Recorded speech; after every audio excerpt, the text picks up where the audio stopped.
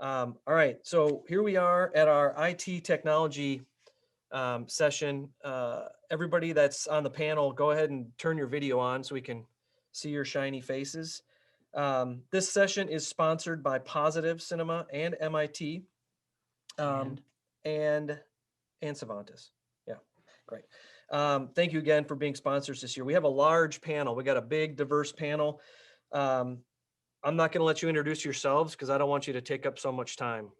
So sit back and relax for another 2 minutes.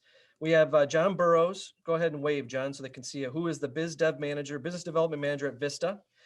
We have That's not my title, Matt. What is your title now? That was what was on your email. What's your title? I'm the product director at Vista. Product director. Got it. Sorry. Jared's our business development manager. Got it. Sorry. Mahesh Shankar, who is the CTO at Influx.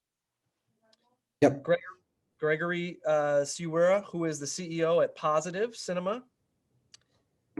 Jason Green, who is the president of Theater Toolkit and Desert Lab Studio. Jeff Hemingway, who is the president at Storming Images. Doug Fay, who is the CTO at Cinemark. Nathan Hunstable, who is the CTO at Cinergy Entertainment. Scott Pederson, who is the VP of Managed Services at Secured Retail. Frank Tees, who is the VP of Technology Sales and Support at MIT. And Dusty Thomas, who is the Director of Business Development at GDC. Welcome to the party. Thanks for joining, everybody. We appreciate it. Frank's birthday. It's Frank's birthday today, Frank? Happy birthday, Frank. Are you kidding me? Yeah. No, what else would I be doing on my birthday? Yeah, no kidding. Well, thanks for spending that a little bit. Yeah, drink it. At the happy Hour tonight, Frank. Yeah. Happy hour. All right. So as I said a minute ago, this is a pretty diverse technology group. We got IT outsourcing, we got hardware, we got integrator companies, we got software and point of sale companies, and then we got two reps, Nathan and Doug from the exhibitor side. This panel grew a little faster than I had hoped it would. So I'm going to do my best to get everybody worked in to the conversation here. Between John's creative brain and my stumbling, I think we'll be able to have a good chat. This is always, in the last 2 years, this was always one of our most colorful, entertaining sessions. And I know John Burrows, you attended live the last one. I think you weren't at the first one.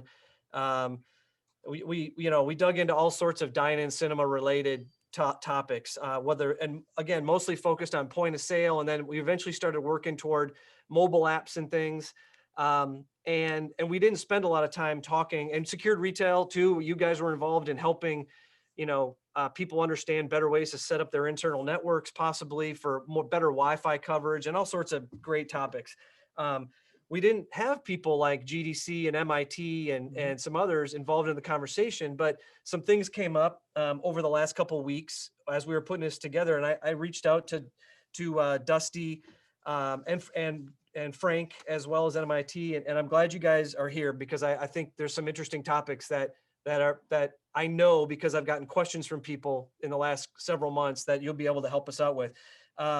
As always, use the Zoom Q&A feature. Send email to question@dineincinema.com, cinemasummit.com if you need to.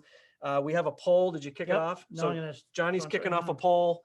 Answer those questions because we're going to bring them in later. We'll talk about the numbers that come back from that poll in a little bit. So let me get started on question number one here. We've been pretty fortunate so far at Venue Valet to have almost 100% of our customer sites to be in the luxury dine-in cinema category, which in my opinion, prior to March 2020, put them in a high growth category for cinema. When I say fortunate, I mean to say that they were almost all doing very well financially heading into 2020, and they were growing.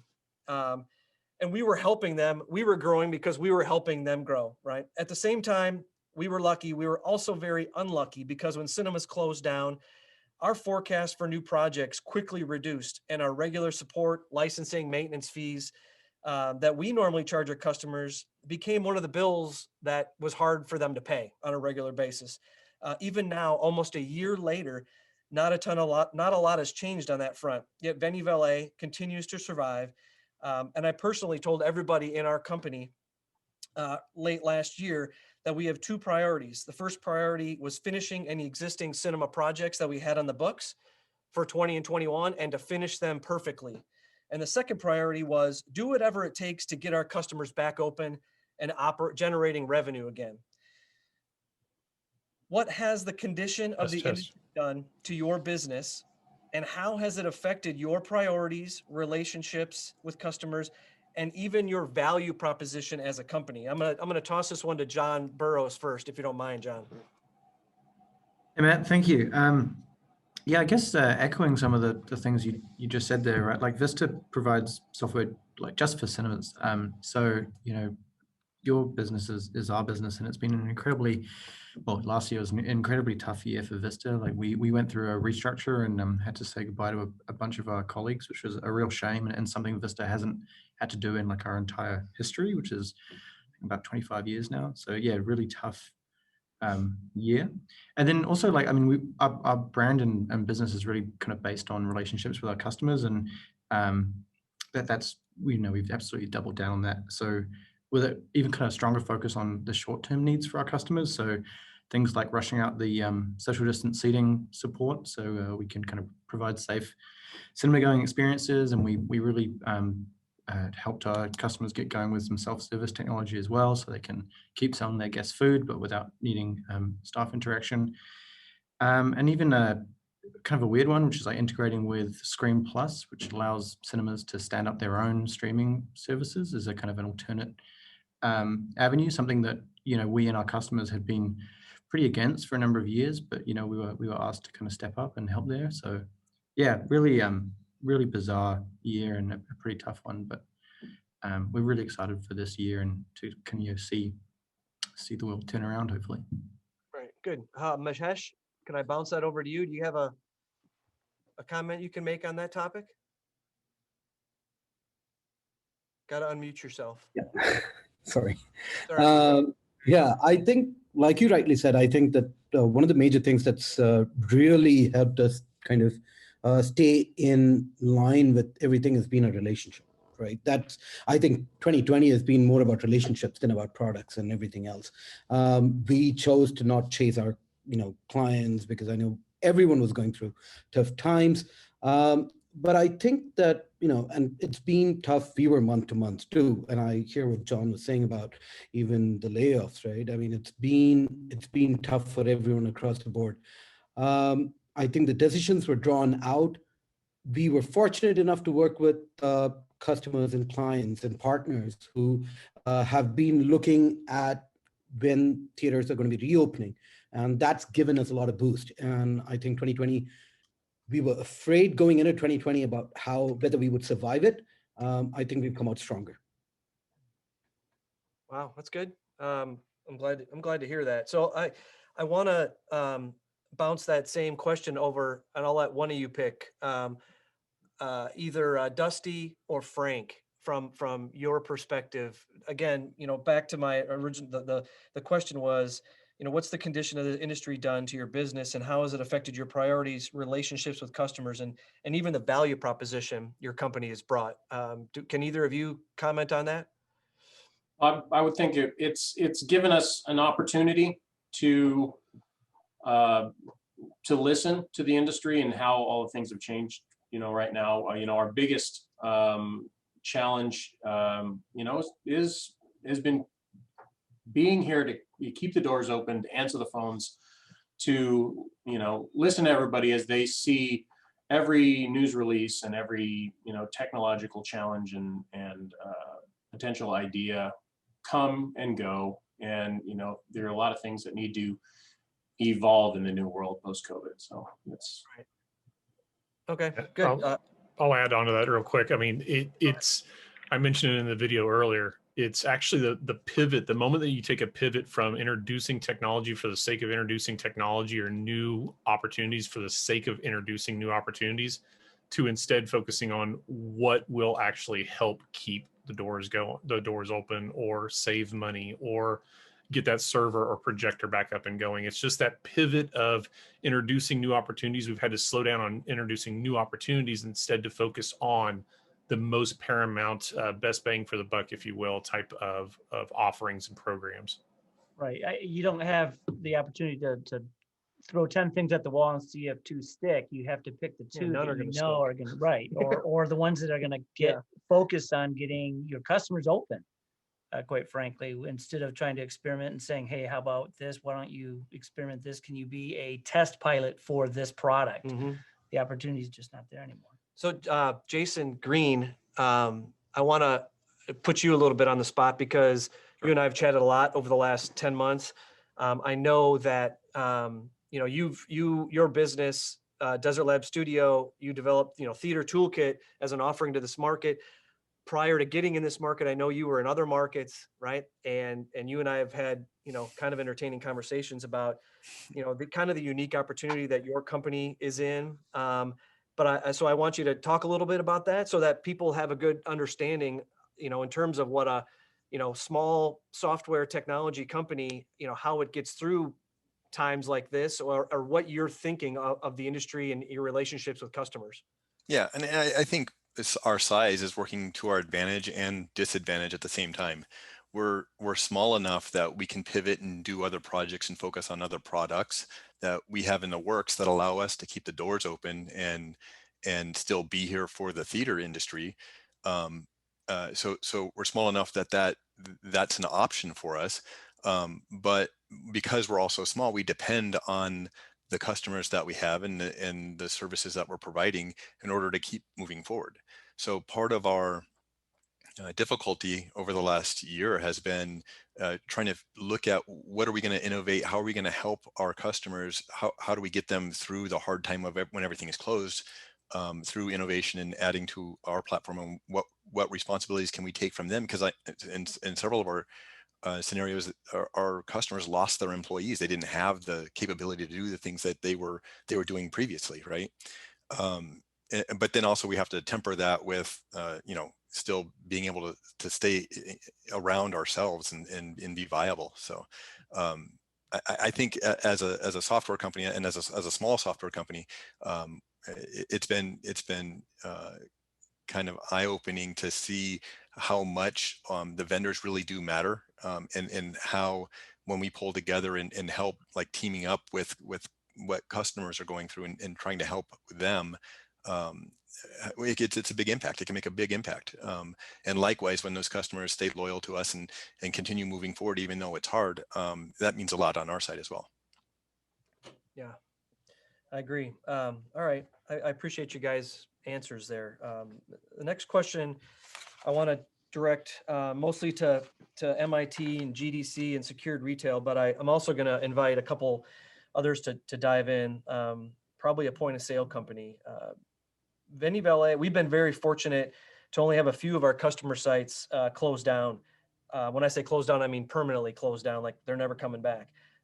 Even over the history of our company, over 8 years. But we did lose a couple of sites this year, and we saw, you know, pretty much the entire inventory of that building go up for auction. Chairs, projectors, kitchen equipment, blenders, point of sale hardware, even the table on top of the tables in the lobby, they had little plastic signs that they put that advertised drink specials. Those were on auction. I even got because of that, I got a couple calls or emails from customers that are planning, you know, obviously to reopen and expand, right, into open another location, or it was already on the books. They were going to build another location, and they were asking me if they thought it was a good idea to go buy that equipment, because they can get a projector for cheap. They said, right? I don't know what that means, but they can get a projector. They figure they can get it for cheap. Sound equipment, speakers, even screens. And Recliners. yeah, for sure, recliners and everything else associated with the recliners. And then I've had the similar topic or scenario is a theater is fully furnished and ready to go, and they're not just fire sailing or auctioning off, you know, items from inside. They're looking for someone to take over the whole building, and you assume the assets, right? But you as the buyer don't necessarily, you're not even going to get much information on those assets.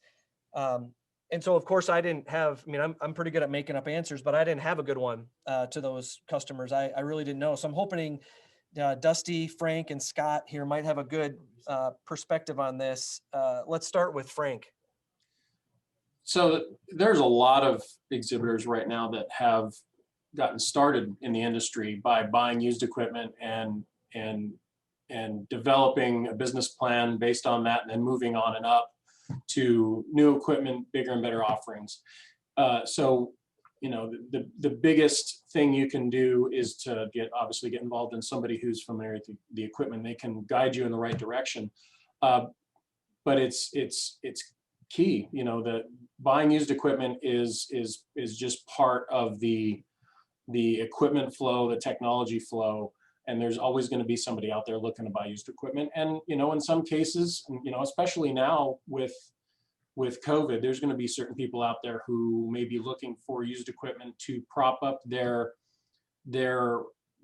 you know, obviously their presentation technology, their kitchen, you know, and whatnot, just to stay open, just to keep the doors open. They can't afford, you know, a brand new giant Hobart mixer, but they can find one used, or they can, you know, look and get themselves a used projector to help them stay on screen, help them stay viable in their market. So it's always going to be there, and we're, you know, we've dealt in used equipment quite a bit, and we've helped a lot of people, you know, enter and stay in the industry. Is there an integration services opportunity if you have a mixed match of different technologies that GDC, MIT could go in and actually help an exhibitor if they see a used piece of equipment, that you could actually integrate that in if they have brand A and they want to potentially pick up one theater of brand B?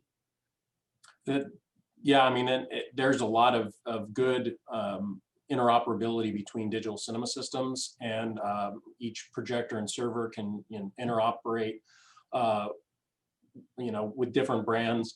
And GDC offers a TMS that is pretty much compatible with everything, and that really ties it together. And Dusty, if you have anything to add to that. You kind of hit it right on the head there. The other part of it, so thank you for bringing that up. The software integration part of it is absolutely one of the main things that you got to have going into this, looking at used equipment, because you are going to have mismatched. You're going to have 4 auditoriums that were working, and because it was turned off for 6 months, 3 others that are not. You're going to have the unknowns of warranties. You're going to have the unknowns of it was powered up, but yet the drives were going bad, or the lamp housings got issues, or all these little things, especially when it hits auction time. The auction scenarios is where the caution is. It's not saying it's bad, just like Frank's spot on. I mean, honestly, the moment you see these opportunities pop up, you want to have your service partner on board with you and aware of what you're looking at, because they'll know where to go find the serial numbers. They'll know where to go find the warranties. They'll know to be able to balance the cost of a warranty renewal or replacement program, looking at the 2 options.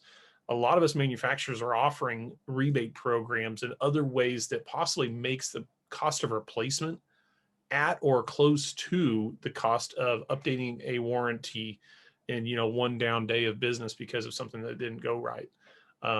So used equipment is absolutely valid. It's a great opportunity, but you have to go into it with a level of addressing the cost benefit in there. And service partners like MIT, or even work with the manufacturers direct, is really the way to be able to avoid some of those snafus that can happen, because it could get more expensive than going new if you go down a path with used equipment that doesn't service you more than a few months, and all of a sudden you're going to be paying for rush fees and everything else to try to get something.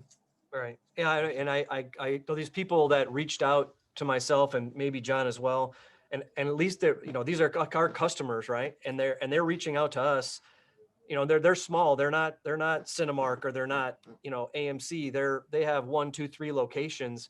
And that's kind of what this kind of chat is about, right? These people don't know where to go, perhaps, and to be able to help. I'm sure they didn't expect me to have the answer, but they figured I could help them. We could help them find the answer, right? And that, because the last thing you want to do is, especially right now, is not spend the money you have wisely, or take a completely unnecessary risk, when all you got to do is contact the right the right person in the right spot, and they'll help you evaluate that risk and minimize it completely. I definitely want to let Scott Pederson jump in here, because Scott works for Secured Retail, and one of our good customers, Flix Brewhouse, uses Secured Retail. He was on our technology panel last year, did a great job. Actually, I don't think you were, Scott, but someone else from Secured Retail was there. And I want to let you talk about, the same kind of concept, right? Whether it's used Wi-Fi equipment or networking equipment, because there's always tons of that out there. And I know that historically, maybe Secured Retail has been able to say, hey, Flix, when you put your new site in, this is the hardware you have to buy, right? You have to buy this hardware, or we're not going to support you as your outsourced IT department, right? And I want to know if this has changed your business. Now, can you still say that to someone like Flix Brewhouse when you know the condition of this market and you know how much used equipment's out there that they can go get?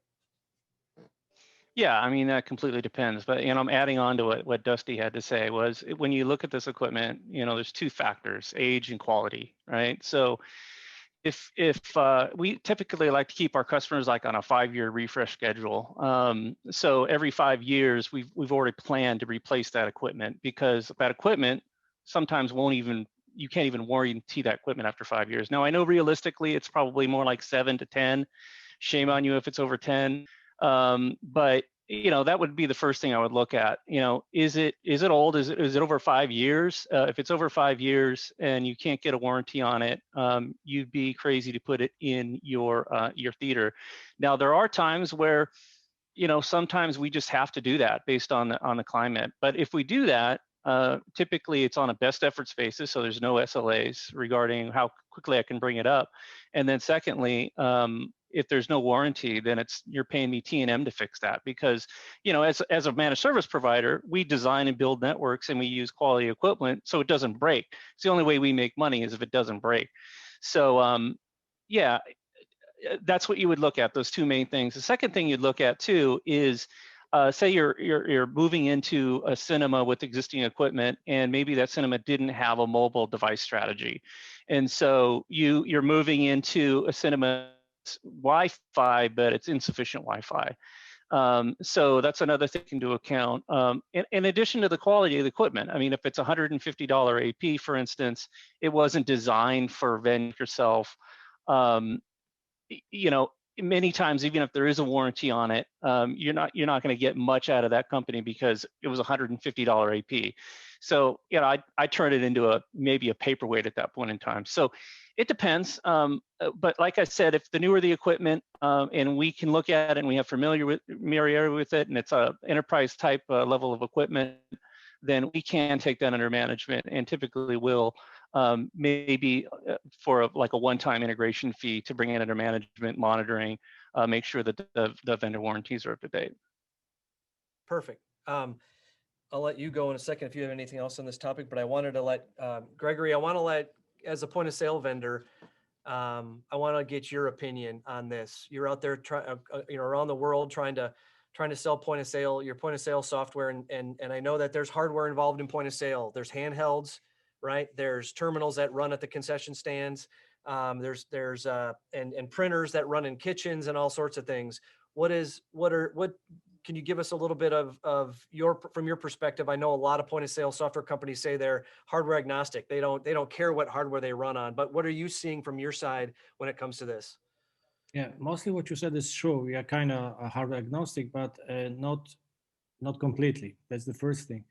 The second one, luckily, we didn't have any customers who actually needed to get rid of equipment. So we didn't face actually this challenge to help the customers to adopt different hardware, maybe bought from other cinemas. But yeah, mostly the hardware it's reusable, as I said, to some extent. Like with POS machines, if they are quite fresh, quite new, it's possible.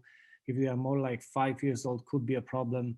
The same with printers, the same with servers. So piece by piece, actually, it's not a right answer. Yes, you can utilize it or you can't. It depends. But I think to some extent, of course, you could help customer to utilize equipment that he bought or got from another venue. That's possible. Okay. John pointed out that we had a couple questions come in from the audience. I'm gonna toss two of them over at one time. They actually want to hear from Doug and Nathan, which I wasn't even going to let you guys talk on this one, Doug, but here you go. They want to know what your perspective is, and if you happen to know from the exhibitor side, if you can use stimulus money to buy equipment. Nathan, you want to take that, or you want me to go first? I'll let you go. I'm not sure that I have a lot of perspective on how the stimulus money can be spent. Yeah, I do not have any answer on that as well. I mean, in regards to buying equipment in the field, we typically look and see if our point of sale can run on the specs of the equipment. Lots of times, because we're not selling our point of sale to other people, there's peripherals that we'll have to code for that we weren't anticipating. So again, it's try to keep the equipment as standard as possible to support it is our biggest key. So. Yeah, that's kind of that. I mean, that's back to Scott's point, right? From secured retail, they'll let you buy a different brand of switch, but now that's making his work a little more difficult because he only has Cisco certified guys, and he's been able to pull that off for years, right? So now having to put in a Dell switch or whatever makes it more challenging. And you're the same way, Doug. You're not outsourcing that stuff. You're Cinemark, right? You're running all that stuff yourself. Same with your point of sale, right? Cinemark built their own point of sale. That's why it's his responsibility, your responsibility to make those same decisions that a typical cinema owner has, but they would typically go to Vista or RTS or whoever their point of sale customer is and says, can your stuff run on this hardware, right? Right. You're making that decision for your company. Yeah, and definitely from a security standpoint, we switch out all the network equipment and try to standardize that as well. Okay. So on a kind of a follow-up, Doug, and also to Nathan, to maybe even part of what Dusty was suggesting is that when you have a capital expenditure budget, in the past, it really, I'm not going to speak for you, but I think it was a little bit more loose where you were able to spend a little bit more and invest more on upgrades and new technology. How has the last year changed that perspective in your decision when you go for a capital expenditure, like buying a whole new call button system for a theater, just as a little plug, or something else? How has your approach to capital expenditure changed in the last year? Yeah, I'll answer that one. So, I mean, obviously, we've had to pinch pennies as much as we can over the last year and going into 2021. But there's, Doug kind of mentioned it too. I mean, skimping on enterprise level equipment, whether it's POS, especially on the networking side and servers, and we use Ruckus Wireless everywhere. To me, that's not necessarily something I'm gonna skimp on because it's going to affect the operation, it's going to affect the customer experience. Those are things that I think you've got to just bite the bullet and spend the money on. And I don't feel like those are things, at least not for Cinergy, things that we would necessarily buy used. Maybe in a situation for some servers or something like that, but it would have to be still under warranty, relatively new equipment. But I would venture to say that you got to spend the money on that critical backbone type equipment. Just to add to that, we're really much in a cash preservation mode, and CapEx budgets have been cut as much as possible. We've tried to probably put more of our focus on software development on the CapEx side, strangely enough. But you guys helped us open Cyprus, during the pandemic. I don't know how many people opened a theater during the pandemic, but it's a strange event, and the different protocols you go on with hiring, new employees, during this pandemic. So, but again, it's, we're not going to skimp and not, install Venue Valet in our dine-in theater, because it would just be a disaster. So that's why, again, thank you guys for helping us. You're very responsive when we were doing that back in September, October, and appreciate it very much. Yeah, that wasn't a loaded question. I wasn't, but I will pay you later. Free happy hour beers. All right, we're going to move on. Next question. I had a nice big write-up ahead of it, but I don't like how it reads right now. I'm going to keep it real simple. Yeah, just going to cut right to the chase. This is again to Doug and Nathan, and then my hope is that the technology guys can chime in here, and it's what are your biggest technology challenges that you are currently dealing with or anticipating are, quick on your horizon? And let's let Doug go first, followed by Nathan, and then we'll let some of the IT guys jump in. Kind of give me some sort of hand gesture if you want to chime in on the non-Doug and non-Nathan side as these guys answer. Yeah.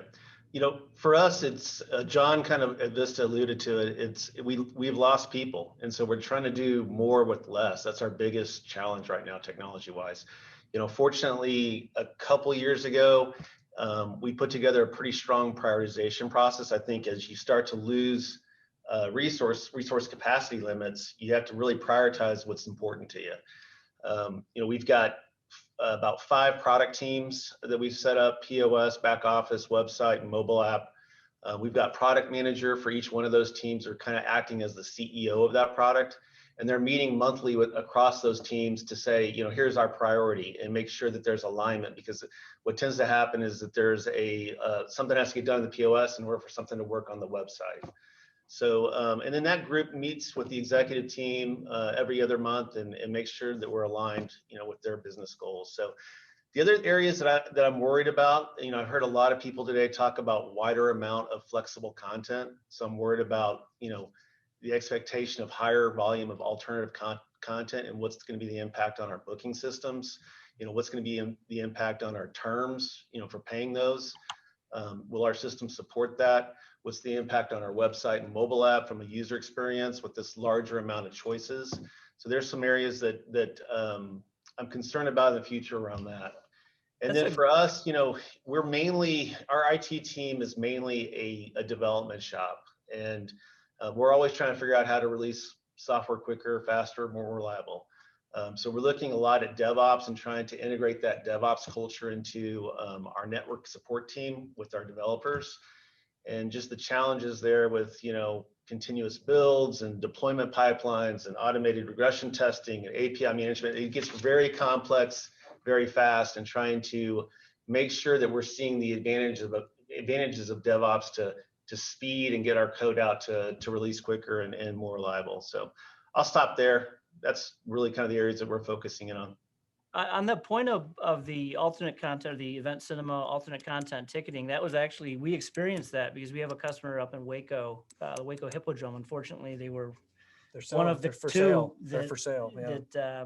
that fell, but they do live events. They have an open live cinema or open live theater, and then they do movies. And they tried to combine the point of sale, but they couldn't figure out a way. So they still had to have their live tickets on one ticket system and their movies tickets on another. So that's a real live example of something that's happened. Yep. Nathan?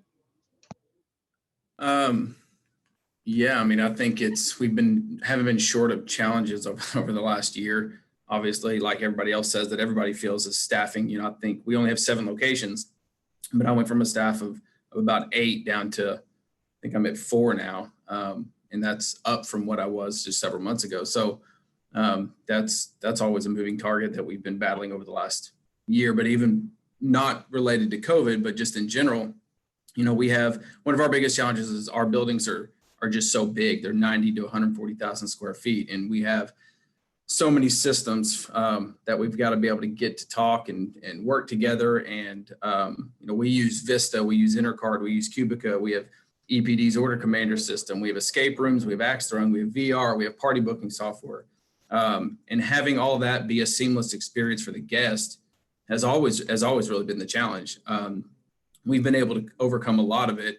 And I think we'll talk about a little bit more of that here in a little bit on the software side. And frankly, what we have, it works great. But moving forward, I think it's even more critical that this happens, especially in today's world, and the need for making it as easy as possible for the guests. For example, we're working with Intercard, Vista API, and another software vendor for our kiosks. Factoring in the fact that we are actually cashless and always have been in all of our facilities. A guest comes in, they're first potentially hitting a bill breaker, then they go to an Intercard kiosk, then they go to a Vista kiosk, and then potentially have to interact with an employee at a POS, to a tabletop kiosk at the bowling lanes, and even wait staff. So with this new solution, we have guests that can interact with, buy food, buy tickets, buy a game card, manage their memberships, book a party, all on one platform instead of having to make multiple touch points. And maybe we'll integrate that into a single mobile app in the future. But my major issue as now is getting all those vendors from multiple industries, being movies, games and attractions, bowling, F&B, to work together to kind of give me the best product for my guests. I think these industries that I mentioned they're merging so rapidly. And I hope that all these vendors, some are on this panel, recognize that we can continue to work closely together to benefit the cinema industry as it continues to evolve. We need to be able to put the best guest experience together possible as we can, more now than ever in the past. And that's a major challenge. And there's not really one product out there that is all encompassing. And I think as we move forward, it benefits the entire industry to recognize that and hopefully embrace that. I'm looking at you, John Burrows. Yeah. So yeah, that's a great point because, the last 2 years we did our summit, just taking food orders in the cinema, in the auditorium, dispatching them to a kitchen, and also taking tickets. It was hard to find the perfect solution for your business just to do those three things. Right. I mean, we had Vista, right? But Vista wasn't doing everything perfectly in everybody's eyes because a lot of the dine and cinema market thinks that they do it special and that they're unique, right? And I'm sure Cinemark's no different. And I'm sure Cinergy's no different. You guys have special requirements. And then you start adding bowling and you start adding other things. It's hard. It's a hard problem to solve. Vista has and had, so does Positive. They have a hard problem to solve just in food and beverage, concession stands, tickets, mobile app, and reporting. Right. And, but they've known about that problem for years, right? Now we're adding more to their plate in the middle of a difficult time to predict where it's going and a difficult time to get a cinema chain to bite off on a project and say, yeah, we'll help you fund this, or we'll be a part of this effort for you. It's a tough balance. I want to let Jeff, you'd mentioned to me that you had a couple comments you wanted to make on this question, perhaps. Yeah, thanks for letting me jump in. Storming Images does, pre-show technology. So we got to kind of integrate into everything in the theater, from whatever POS, from whatever hardware to whatever networking system they have. One of the things that we've seen over 15 years is everything works great today. The theater owners stop updating their software, and then everything fails on a Friday. So, and there's panic. So one of the things I would mention to any, owners or theaters out there is just keeping on top of your technology. And I know it's a hard thing, but if you don't do that, it's going to fail. It's going to fail right on that Friday when that big opening's happening.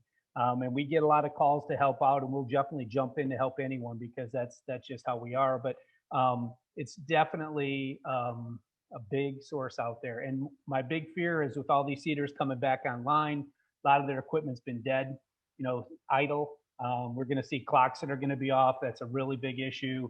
A lot of service calls have to go out there just to reset those batteries that are being ignored. So pay attention to your equipment and call us if you need help. Yeah, good tip. Anybody else want to jump in on that question before I move to the next one? I don't want to leave anybody out that has something good to contribute. Mahesh? Got to unmute yourself. Again, from a challenge perspective, right? That's one of the major challenges we're going to be facing as we go forward, right? Unmuting ourselves on Zoom. But if you think about it, right? I mean, what Doug was talking about earlier, and with the whole contactless stuff, and Nathan was talking about creating one sort of unified experience for people. I think that the problem that we face as an industry today is the fact that we have heterogeneous systems, right? And we want to create this homogeneous kind of experience, right? This unified experience for people who come in and who want to experience stuff. It's unlike with hardware. At least you have like a 7 to 10 sort of time frame by when it kind of gets obsolete. Like Jeff was saying, I mean, software has got to be updated a lot more frequently. And I'm hoping that we do that as we go forward. And the main issue with this whole contactless experience, right, is the fact that it cuts out the middleman, right? Till now, we're looking at cutting out the middleman as a good thing. The issue is going to be that the middleman's always been there for any sort of human intervention, right? Your ticket doesn't scan, your card doesn't scan, every sort of thing doesn't kind of work. You go to the guy and say, well, you know what? Here, my card's not working, my ticket's not scanning. What do I do? Right. So I think that the primary challenge that we're going to face as an industry with the whole contactless experience is to kind of bring this whole proactive monitoring system in, right? To ensure that we are proactive in responding to errors and in responding to people's needs rather than just being reactive to it. So I think that's going to be one of the major challenges. Yeah, good point. Interesting. Because you're right. I mean, one of the things that we first did at Venue Valet, we had we integrated with Vista, we integrate with Aloha, we integrate with RTS, and we had because those products at the time, they were more mature than ours was in terms of how long they'd been running in theaters, and we got asked by our customers if we could monitor the health of those systems. That was 8 years ago. Our first customer, Movie House and Eatery, Aloha didn't behave well under certain load stress on certain nights, and we could actually predict it because of our connectivity to it. That's a great point. I'm going to use it to segue, but I'm going to keep it on you, Mahesh. I'm going to let you go first. Since you're and I've seen you guys, your reporting systems, right? And you have like a fantastic monitoring system that you guys put out. It's just brilliant. Thank you. Sorry, didn't mean to cut you. No, stay unmuted though. We don't want you. No. Unmute. There you go. All right. So I'm gonna stay with you, and I'm gonna ask you because you or all three of you, John, Burrows, Gregory, and you, Mahesh, you sell product outside of the United States. So this is question 4. If you're following along at home, I gave some of these guys some cheaters ahead of time. What do you think about the specific situations we're dealing with here in the United States versus the technology being used in other parts of the world? And do you see the United States being something that's going to evolve that direction, or do you see the United States as its own market and it's kind of unpredictable? Mahesh, go for it. So we've been working with exhibitors like around the world, right? And we've been doing a lot of solutions for people everywhere, right, from Asia. We sold our first F&B product in India in 2006, right? And, by contrast, we've only been talking about reserved seating in the US for about 5 years or so now, right? So yes, we are behind the curve from a technology adoption perspective, right? Globally, we're looking at 50 to 60% of ticket sales coming from digital sales channels, right? And in the US, it's closer to around 35. So yes, we are behind, but that's also because we're sort of over-screened, right? There isn't really an imperative impetus to go out and book tickets ahead of everyone else so that you have a place in the auditorium and you're reserving your seat before anyone else can, right? So we understand why why we're behind the curve. However, I think that provides a fantastic opportunity, similar to how Africa was, right? I mean, in the whole mobile, Africa and Asia and the whole mobile technology space, when they skipped the entire 3G generation and they just leapfrogged ahead to 4G, right? I think that we are in that sort of a situation right now. We are currently at the cusp of that, and we have the ability to leapfrog ahead and just skip this whole thing, just skip this whole generation and move forward and create just unbelievable experiences. I, of course, believe, I'm partial to this, but then I believe that the only way that we could do that is by having conversations, within the industry, like Nathan was saying earlier, right? Is to talk to solution providers, is to keep the conversation going. Even if there isn't a project going, even if there isn't a product offering that you want to talk to solution providers about, at least just having conversations, I believe, can lead to a lot of innovations. Good answer. Gregory? Oh yeah, that's right. When I was first time in US, it was in 90s. I was quite surprised with the technology that was a little bit behind, and also up to date. The checks, it's still actually it's a big wonder for me. Guys using checks instead of wire, that it's actually forgotten already in Europe, definitely. So, but right now, I think the impact of new technologies like mobile apps and this kind of stuff, some sort of automation in many areas. I think right now it changes. So, and actually, I totally agree with Mahesh that it makes a huge opportunity, and especially all this customer engagement, customer experience area, especially mobile website. Those parts are actually exposed for rapid changes in upcoming years, definitely. Especially right now, COVID actually pushes some operations actually direct to the customer hands, actually and literally. And I see also another technologies they are coming, and they are not pushing back so hard, but they are still need some attentions like EMV. This is with the payments, the EMV stuff. It's something new. There's still many exhibitors that they use just a stripe magnetic cards, and EMV it's something new. So, but I think it's not so bad. The most of the exhibitors that we are talking with, they are really eager to adopt new technologies, to automate, to make more and more stuff better, more efficient. So that's fine. And also, if I can just say one word to the last topic that we've discussed about the system, actually what Nathan said about many different systems that should act together, and instead of having many pieces of puzzle, just having one experience, one spot when customer comes and gets everything what he needs. Just one thing that actually it's kind of tough. Okay, let's imagine, because the system at the end will consist of many connections, many integrations. It's really hard to settle all those vendors to make just one thing that will work seamlessly, having like 10 vendors or 7 vendors like you, Nathan, probably would have in your locations.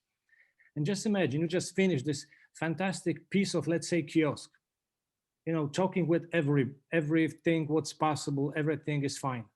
And right now it's like a house of cards. You are actually very you don't want to touch it, because if someone changes something, it will just fall apart.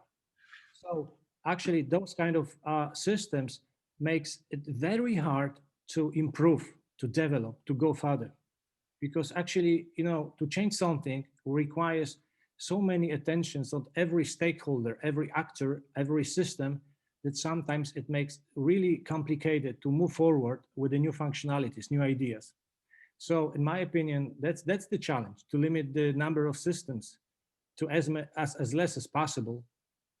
And yeah, just I wanted to add it to the last one. So I think it's quite important, because otherwise we have a lot of house of cards, and then you are kind of feeling, please don't touch it because it's working. Please don't touch. Improvement, no, I don't want to have it. Yeah. I think we could talk about that with this group of people. We could talk about that topic for a long time, knowing some of these folks that are on this. I mean, you look at Doug, Fay, look at Nathan, right? Doug does everything himself. It's all in-house, right? Doug, that's a great world to be in, isn't it? Well, I mean, what do you mean? Almost everything. Point of sale, mobile app. I mean, all the stuff that the audience really cares about, right? Yep. And then Nathan is got 7 different vendors trying to help him piece this together. It's like one extreme to the other, right? But the truth is that we always used to say, if you're a cinema operator, if you're an exhibitor, you're in the business, you shouldn't be in the software business unless you're Cinemark, unless you're one of the big guys that has the ability to do that.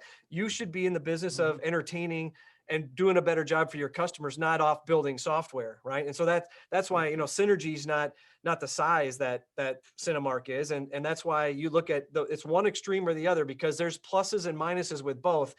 Yeah, to Gregory's point, Nathan, you want to have get a Zoom call together with all your vendors and say, all right, everybody hands in, here's what we're going to do in the next 12 months, voonk, right? And then just magically come back and it's all working perfectly in 12 months to build this glorious picture for you.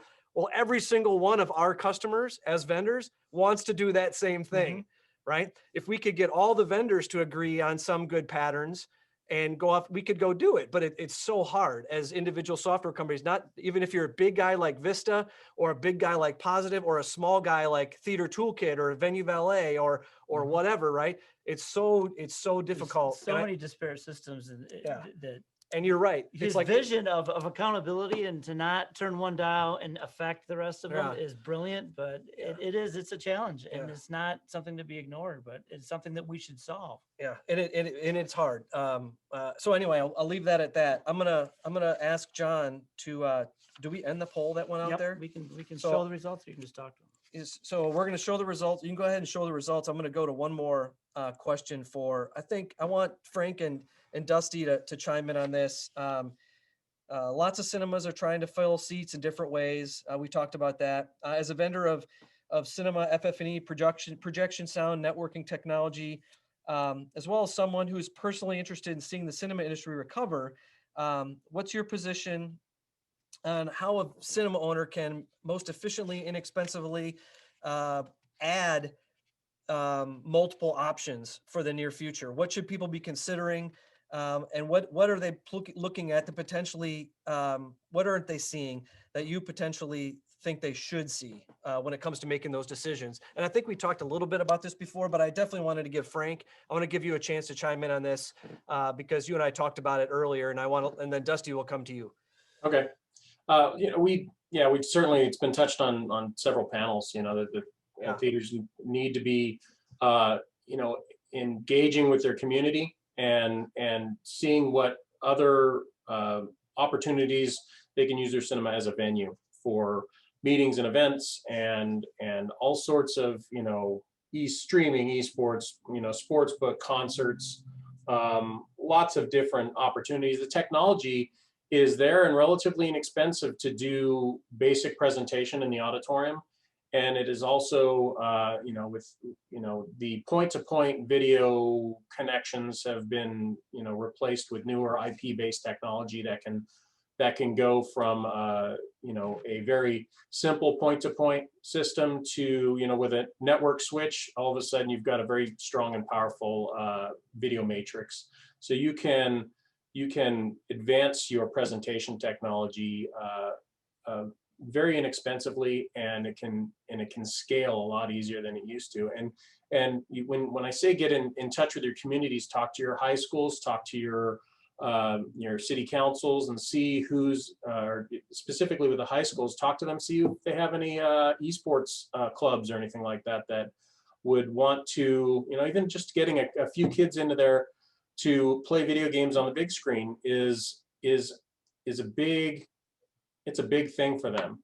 And it also puts you out as a venue for bigger and better things for their events.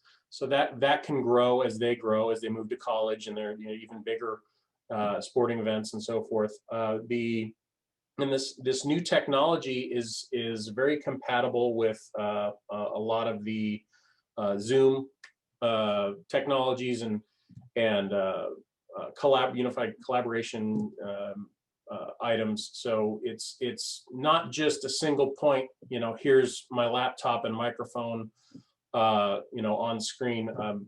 You can actually build it up to be remote meeting and events. You can do an event just like this from a cinema, and building up on that. And in the technology side, you need to talk to your ISP and find out what offerings you have at your venue for high-speed internet to support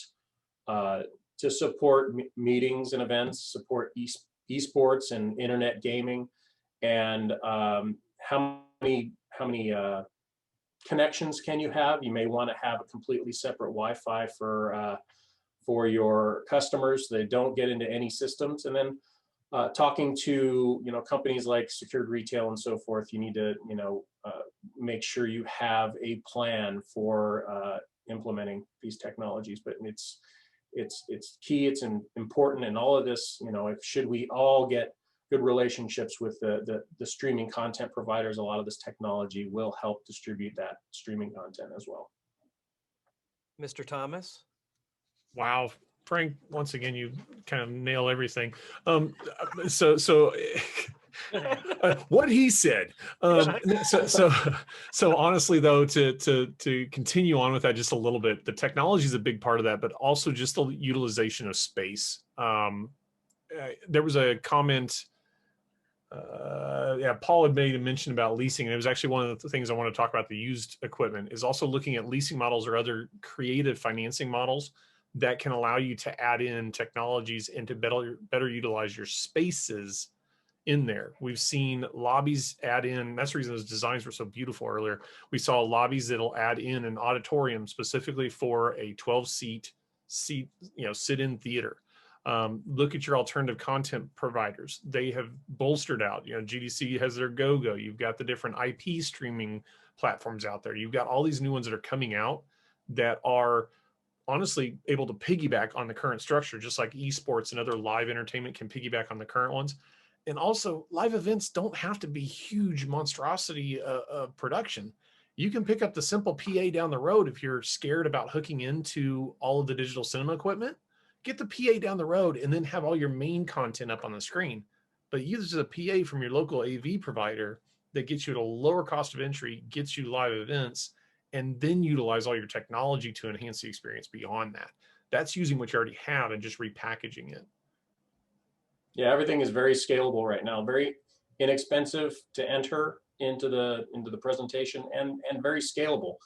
And there's always the used route, especially when it comes to live gear for audio and stuff like that. So you can get in there and put in a couple of powered speakers and a microphone to get a quick presentation in place, and you can speak to your integrator, such as MIT, who can help you integrate with the existing equipment that you have to put in technology gear that can grow for you.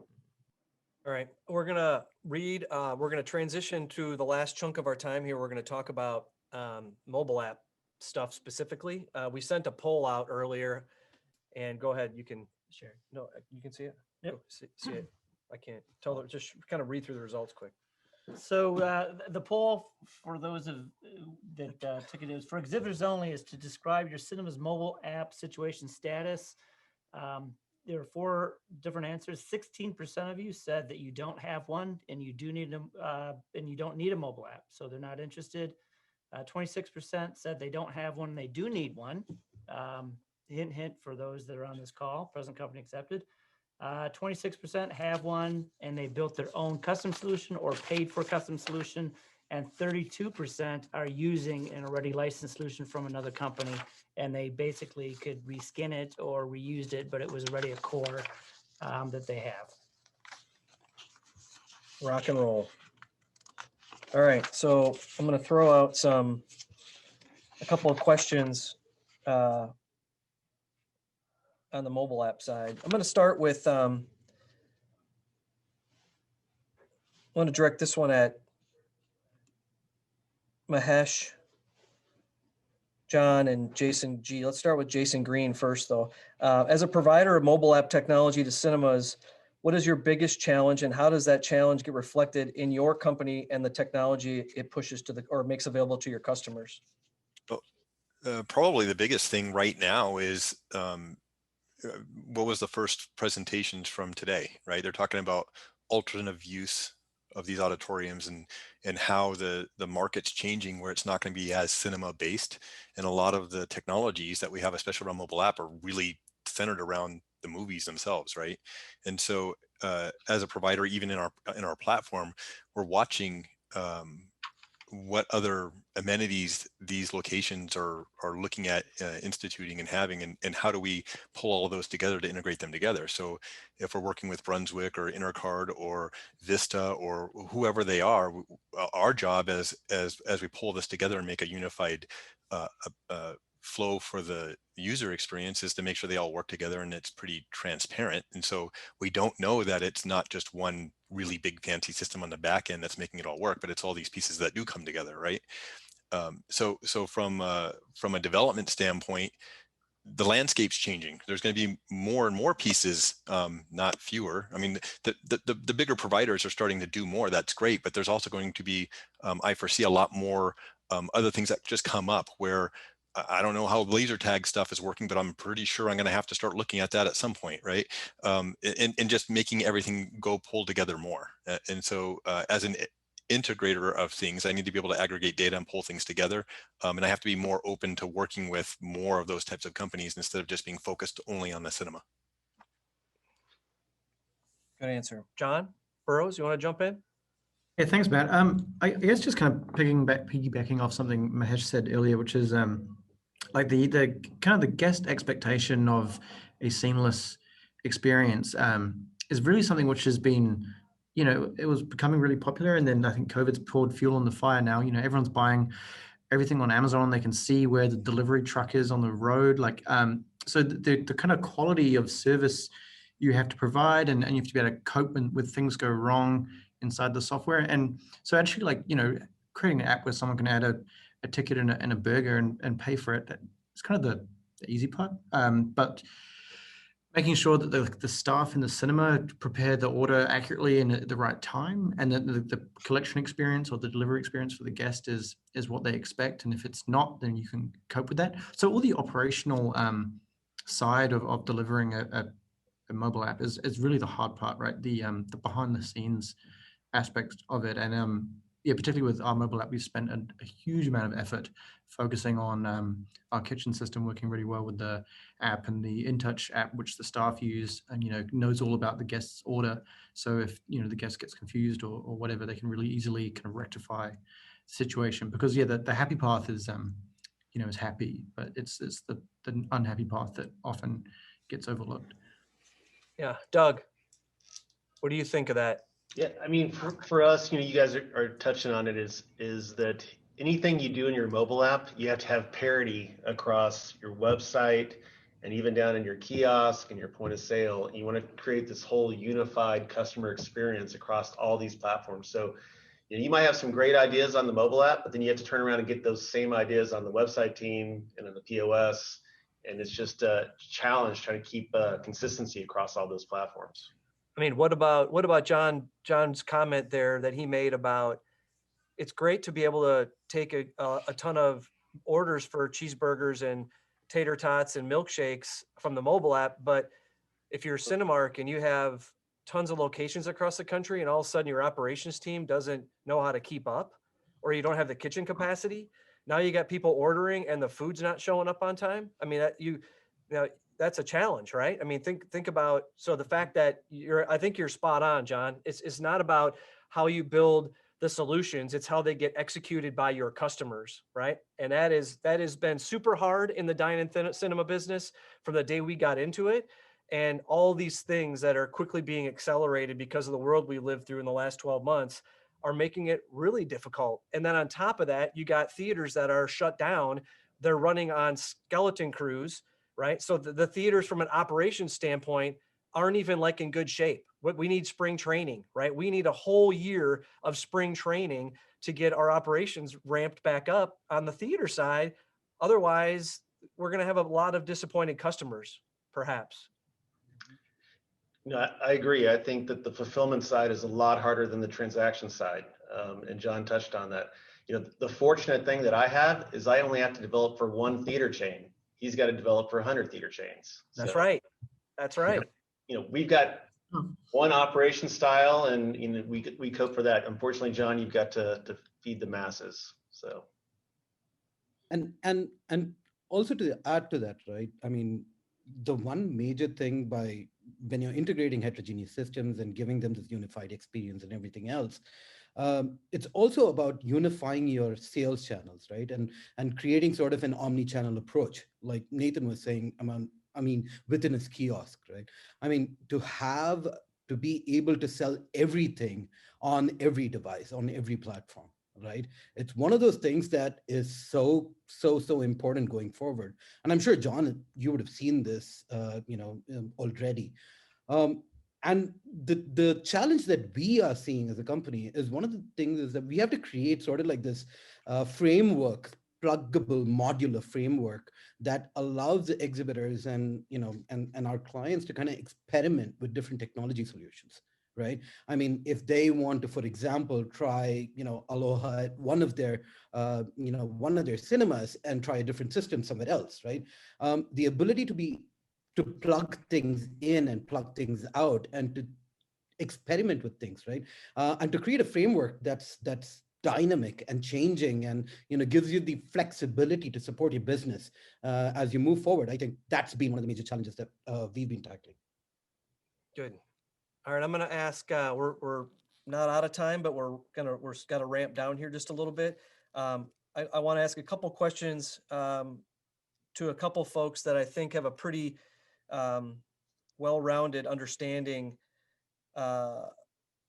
of what it's like to run stuff in a cinema, just from their history and my chatting with them over a short period of time or years. And I'm going to present it as if you're a consultant. So I don't mind if you add from your business perspective, but I'm asking you more if you were a consultant in the cinema technology space, knowing that there are many different ways to go get a mobile app or improve your facility to whatever's coming next. What would be your number one piece of advice to a cinema owner looking for the best mobile app solution or the best solution? I'm going to ask Scott to answer on that first. Good question. Well, first of all, I can't comment on the app itself because obviously I manage the infrastructure the app's going to ride on. So first of all, if it's a mobile app, the first thing is it's going to connect via Wi-Fi. So and it's also going to ride. It's going to go through a switch, it's going to go through a firewall, and it's going to go out to the internet. Typically, if the application servers live out in the cloud. So what you need to look at really is not just the functionality of the app, but you need to take into consideration the network that it's going to ride on. So what happens to us a lot of times is the customer does this kind of in a bubble, right? They go and they look at the application. They put it in their lab, they determine that it has all the functions that they want. And then I get a call the day they're gonna implement it in the theater. And I tell them, well, your wireless was designed, 5 years ago. And before you knew mobility was gonna come into play. And so it was designed for a non-business critical application, maybe guest Wi-Fi. You can put that logo on the front of your building saying you guest Wi-Fi. And you go to put it in there, maybe it works when the theater's empty, and then the theater fills up with 500 people, and all of a sudden, all hell breaks loose, right? Also, maybe you don't have Wi-Fi in the hallway, and so you have problems when they're in the theater. Maybe it works in the theater, you walk out in the hallway, and your session terminates. So the recommendation I give if I was a consultant is, first of all, the application, the mobile app should be designed to run over Wi-Fi. The biggest problems we've had during this transition is that there are ports of applications that typically need, they need persistent sessions, they need wired access. So that's the first thing. Is it purpose-built for wireless and mobility? The second thing is, it's like, again, during the discovery process, and when you're budgeting for this app, how to look at the network. Because like I said, most of them were designed for non-business critical applications. Coverage. Everybody always says, oh, do I have coverage? Oh, I have coverage. I have an AP in the corner, and that's good. It covers the whole building, and it may cover the whole building, but the way modern Wi-Fi networks are designed nowadays are for density, right? Because we've got all these devices, and if you leave guest access on, you could have 100 devices, 200 devices connecting in an auditorium. So the way we design Wi-Fi nowadays is you have more APs with smaller cells, because obviously we have a limited number of channels that we can use. So that would be my advice, is to make sure you're looking at that when you're looking at an application. At the same time, look at the investments you may have to make on your network, from the Wi-Fi all the way out to the internet circuit. Good answer. I was hoping you'd be able to chime in on exactly that topic, because I think there's a lot, it makes the problem harder to solve, right? It's just another element, not just putting together the ability to order food with your drink and then signal a customer when their food's coming out of the kitchen or whatever, however the operations part's going to work. But if pieces that are critical to your operations, like customers being able to do certain things, can't work when they're supposed to work. We've seen customer sites crater just because the ordering handhelds that their 10 servers can't because that network fails on a Friday night. We're talking about multiplying that by 10 or 100 times in terms of the complexity and the sophistication in terms of what it does to your business.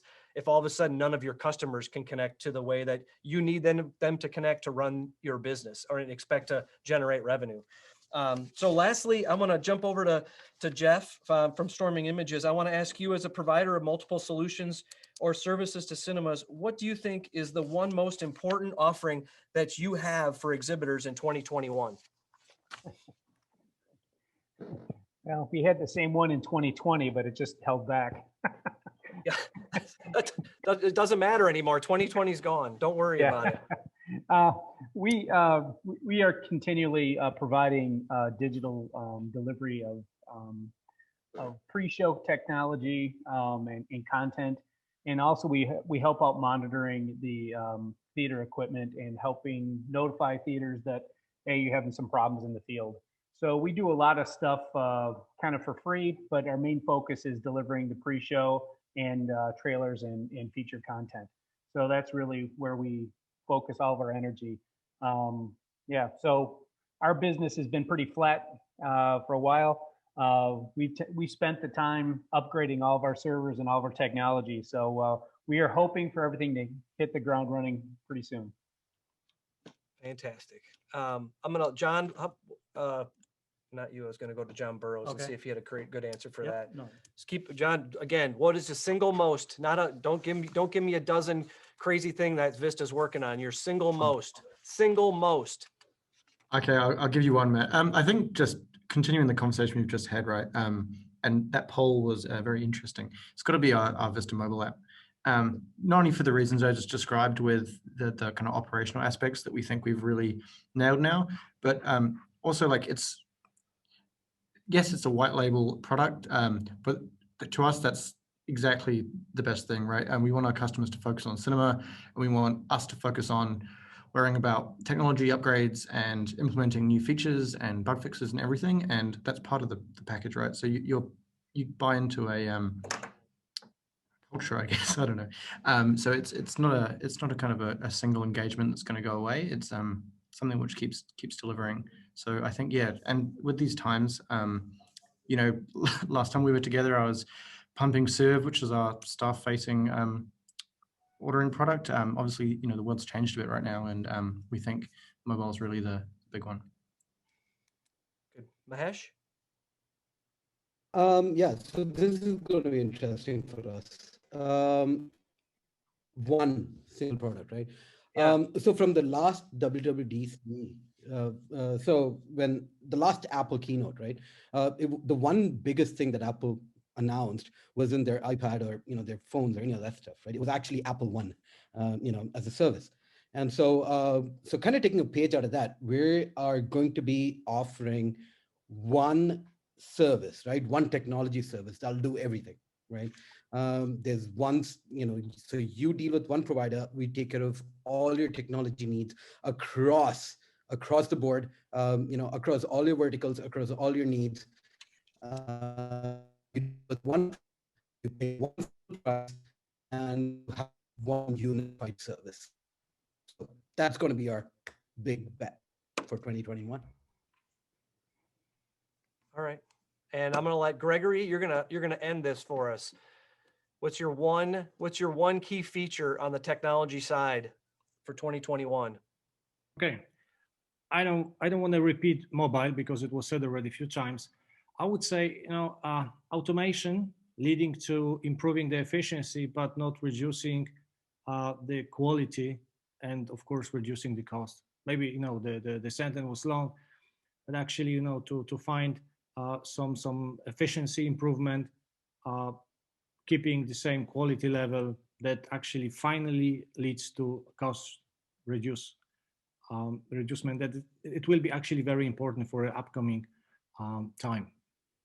Yeah, you're absolutely right. And of course, you know, just, you know, maybe one phrase, but, you know, it's an on-site automation, like TMS reporting, self-service, kiosk, mobile app. So it's like, you know, backend that we have more options inside.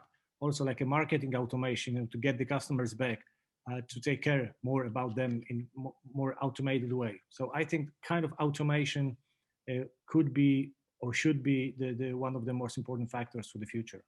Yep, I agree. Thank you guys for being a part of this. I know it was a large group. I hope you all had a good time. I know the audience was mostly entertained from what I can read, which is great. You guys are all smart. I hope you have a great 2021, and thanks for helping us cover a lot of good topics, I think, for this technology session. Much different than the last 2 years, and hopefully next year we'll be able to do something again completely different for even better reasons.